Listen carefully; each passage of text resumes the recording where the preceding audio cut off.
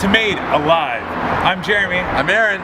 And we're at the Hotel X to meet a special guest. And it's freezing out here. It is.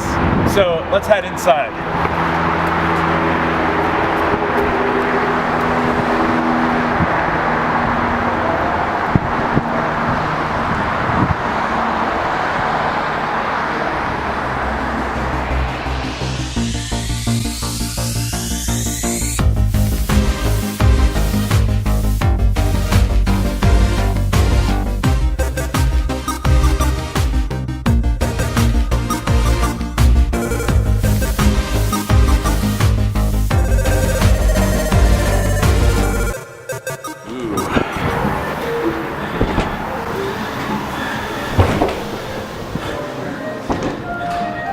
Oh, hi Mark. Hey guys, how are you doing? Hey everyone. So, what are you doing? We are here in the Hotel X, and I wanted you guys here to be able to have a conversation with me. We're going to talk about some mental health stuff while climbing some stairs. You up for it? Yeah, I think I can handle this. I am fully prepared. Well, that is one of 27. You What? still up for it? Let's go. All right. Let's go. Come with us. Let's go. Now, do we- Did you say 27? Yes. 27. 27. Floors all the way up. Now, what do you think? Should we up the ante and put a little wager on this? Yeah, I think we need to guess how many stairs there is in the hotel. All right. That's my guess. All right. So 27 flights of stairs. How many stairs do you think there are? I'm gonna say 350. Ooh, good guess. Jeremy? I'm going to guess nearly 1,000. 1,000. Wait, is it closest without going over? No, it's like closest that's closest. Okay, yeah, I'm going to guess 1,000. Yeah. I'm going to say 325. Ooh. Who will be right? Let us know in the comments below who you think is going to what your guess is for the number of stairs. What opinion if you get to the top? Yes, the closest stairs. Ready to do this? I am. Okay, let's go. Stairs. So we're in the stairwell of Hotel X with Jeremy behind the camera, me here, and this is our friend Mark, who works with us in Youth for Christ. And Mark is a mental health advocacy. He's got years of experience, and so we wanted to just hear from you today about what you want to kind of tell the people that are watching this video about mental health, and maybe tell some of your story. Yeah, absolutely. Well, I've been working with teenagers since I was a teenager. My mom says that's just because I don't want to grow up. It's mostly true. But also I have a lot of lived experience with mental health. So I have a generalized anxiety and depression disorder. And so I've spent the last 15 years of my life also figuring out what works for me and what doesn't work for me. And so what I do is I share about that. All right, so let's go up and we're going to hear kind of what you want to say kind of the first half at our next break on this crazy Claire's time at Hotel X. All right. Okay, let's go. Hi, Jeremy. Hi, everybody.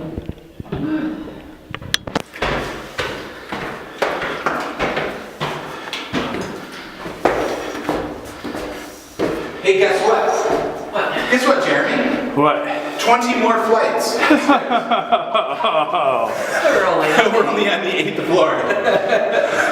So Mark, why don't you start off by sharing kind of the part of the story that you want to share with these guys about mental health, because you travel around and speak and share about mental health, you talk to teenagers. You know, what's kind of your, what's your starting point? Yeah, so that's a great question. The first place I like to start is because there's a lot of misconceptions about what mental health is. So I talk a little bit just like what is mental health?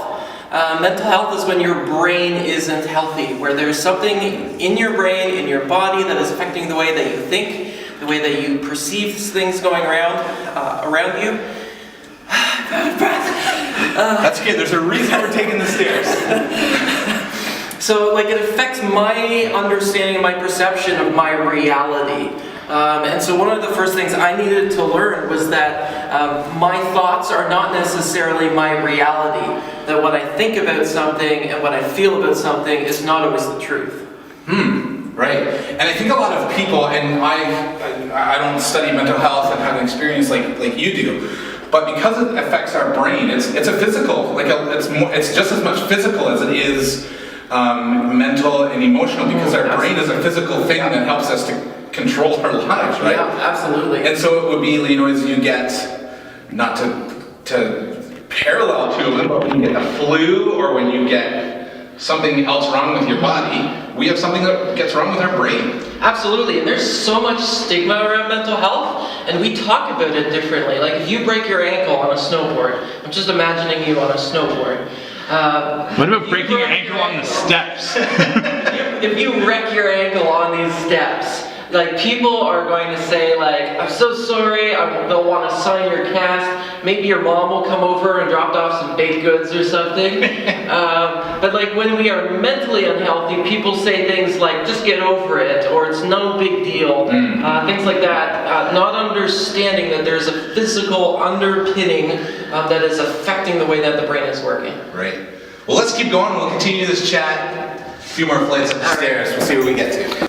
So we're on the 15th floor talking about mental health with Mark Stromenberg, and people call you Stromenberg, I know, and it's the long O in Stromenberg. Thank you. You're also a podcast. You can check out the Stro Show, and we'll put a link here in the bottom. But how does mental health affect your mind and your brain and the rest of how you live? Yeah, so there's all sorts of things that affect the way that our brain works. So if my body gets sick, that affects the way that my mental health is. So like if I am physically unhealthy, that contributes to the way that my brain functions. So like exercise and sleep and my eating patterns and sleeping patterns, that will affect the way that my brain works.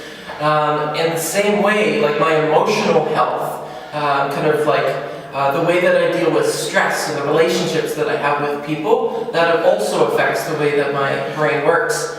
And just as much with that, like spiritually, whether you believe you have a soul or not, like that part of us that relates to people and connects with something when we go outside, or that piece of you that loves to do something, that passion for life or living, or that you get excited about, those all impact the way that our brain works and our mental health. And so that's why sometimes it's so hard to diagnose mental health issues, because you're looking at like, is it the body, is it the emotions, is it past trauma, is it the way that you're connecting with people, or maybe it's a little bit of all of those that are affecting the way your brain is working. Right. And that's so true. Like, we're doing some exercise now in the Hotel X in Toronto. Yep. Why are we doing the stair challenge at the Hotel X? Yeah, they've got super fast elevators here. Why are we doing the stairs? But because, like, just with mental health, like, we want a one-fix solution, right? I feel really crappy. What is the one thing that's going to make me feel better right now? And that's my solution. And that's like taking the elevator. That's like taking the elevator. But it so often does not work, and it doesn't last. And we see that because people get into addictive behaviors. But when we do little things, little healthy things, one step at a time, that is how you get to a place of sustainable, good mental health. Perfect. Let's keep going. All right. Okay. See ya.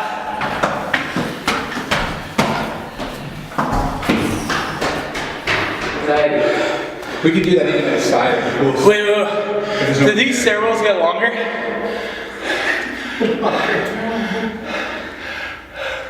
I feel like they go longer. What are some things we could do to help with our mental health? Good question. So, like, there are lots of things that we can do. One of the best things you can do is make a change. I don't care what it is, really. Make some change and see if it makes a difference. But in terms of depression, there are some things that you can do that a lot of people find helpful. So one of those is just eating healthier. That sounds dumb, but what we eat affects the mood that we are in. Another thing you can do... Question. So in the States, pizza is a vegetable. Does that count?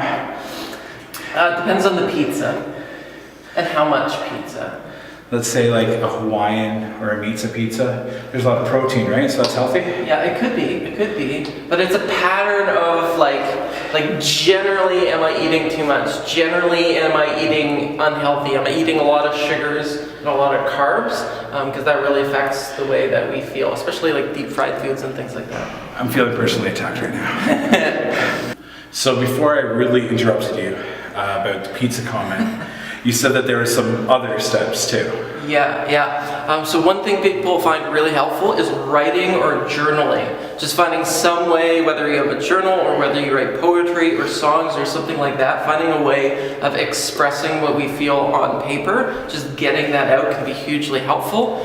Or talking to someone. If you have a friend or a counselor or a doctor or someone you trust that's a good person, that's a good listener, spending time with them, spending time outdoors. And I know this sounds like the old person being like, go, and stopping on your phone. But our screen time, the amount of time we spend on screens, really affects mental health. Sorry, what was that? So we've seen, studies have shown that when we spend more than 2 hours a day on a screen, whether it's your phone, your computer, TV, Netflix, whatever it is, that at that point it starts to have a negative effect on mental health and depression rates go up. So when I'm spending lots of time on my screen, that's time I'm not spending getting exercise or spending with friends or getting outdoors or doing other things, and that really affects mental health. Yeah, but Mark, I don't think you understand how good I feel when I laugh at the office. You laugh, but there's a piece of you that wants to cry inside.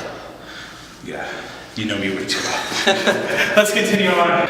Oh, guys, really out of breath.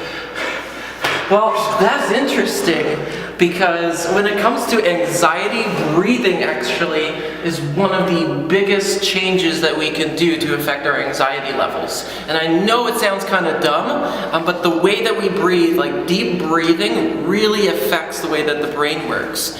So one way that I do this when I feel stressed is I have to count the way that I'm breathing. So what I'll do is I'll just kind of stop and I will count 6 seconds in. So like in, 2, 3, 4, 5, 6. Hold, 2, out, 2, 3, 4, 5, 6. If I'm really stressed and I can't do that, then I'll go in, 2, 3, 4, hold 2, out 2, 3, 4. And then in, 2, 3, 4, 5. Out, 2, 3, 4, 5. And I know it sounds kind of dumb and maybe a little floofy for some people, but it slows the heart rate and it slows down the activity in the brain and it really relieves stress and anxiety.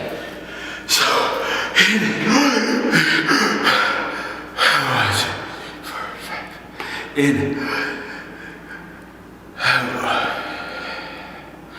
Look, it's coming down. All right, Feeling a little bit better? let's do it. After you guys. So the funny thing is that actually just counting can be helpful too. So sometimes I feel really anxious at night, and so I'll start counting down backwards from 100, giving my brain something to focus on other than what I'm stressed about. And then I just fall asleep usually somewhere between 70 and 60. So that's a good pointer. That's really good. It's like kind of the lamer version of counting sheep. Yes, and I do it backwards because my brain actually has to pay attention. Oh, good point.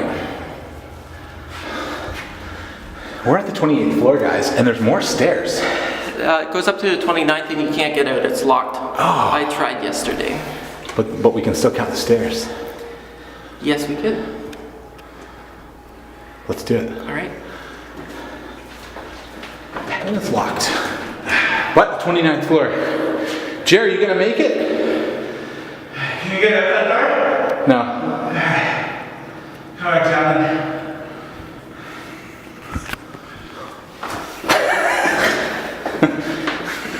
So, whoever guessed that Jeremy would die first is the winner.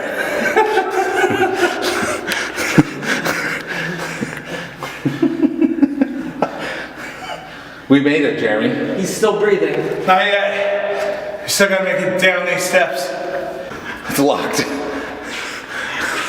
Jeremy's heart just broke. The 28th floor is locked. This is where the So now we gotta go back down. Let's and go. take the elevator Well, back up, and then we'll pretend that we came out this door. What do you say we try that one next? CN Tower? Yeah. I think I might be able to guess that right. Oh, hey, there was the challenge. Oh yeah, we forgot about the challenge. What were our numbers again at the beginning on the ground floor, way down So down, I can't even see what the camera's picking up. All the way down there. Jeremy's a little paranoid that I don't know how to handle the camera.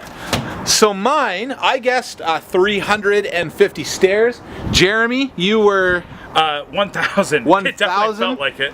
and Mark, you And were. I was the optimist at 325. So we clocked in with the individual stairs that we climbed from the lobby all the way up to here. Mark was counting and started to do the math in the head. The actual number was 573. So who was closest You're then? closest. I was closest, but I was way off. Off by 200. Off by 200. I was off by so- 225, which means that Jeremy was off by 325. That's only like 10 more flights, which it felt like we did after trying to find a way into the stinking building. So in my heart, I won. All right, Mike. Why did we just walk up 29 flights of stairs? Well, it's a little bit like trying to improve our mental health. Like we want the elevator solution, just like what is that one thing that's going to make me feel better, that's going to make everything better. But our brain and our life doesn't work that way. And just like taking the stairs, getting to a place of being healthy is about taking little steps. But that's super encouraging for me because sometimes I look at like where I am right now and where I want to be, or where I am and maybe where somebody else is, and it seems like it's 30 floors up. It's unachievable for me. But the way that I've improved and that I continue to work on my own mental health is one step at a time. What is one thing I can do today? Not everything. What is one thing I can do today that's going to have a positive impact on my health? Whether that's in terms of getting outside or time with friends and family, or like less screen time just for today, or getting exercise. It's funny, we just did 27 flights of stairs. 29 flights of stairs. 29 flights of stairs. It's true. Oh, And- 28 and a half for me. And exercise, one of my friends says exercise is the most underused mental health medication because it actively flushes out cortisol, the stress hormone in your brain. So exercising immediately makes us feel better because there's less cortisol, less stress in our brain. So I want to thank you for taking some time out of this conference because we're here all together. But I want to thank you for speaking to the people that are going to see this. We don't know whether you're seeing this video, where you're at in this journey of life, and whether you might have the challenge of mental health. And so we hope this video is helpful to you. You can put in the comments below if you want to talk to someone a little bit more. We can also put some resources in the comments below if you really need to get some active help. We'll make that available to you. I'm really exhausted. I do feel pretty good. Yeah. But if you were to sum everything up, that the big points, the big take-home, the big take-home, Takeaway. the big takeaway. take-home? For those of us that are He's so tired, slow. he can't even talk. Yeah, for those of us that are really slow, that if we were to remember one thing, take one thing out of this whole exercise, besides the fact that some of us, at least one of us, is super out of shape, Yeah. what would it be? Yeah. Find one thing that works for you. Find one thing that changes something. Talk to somebody that you trust. And most importantly, don't give up because the best is yet to come.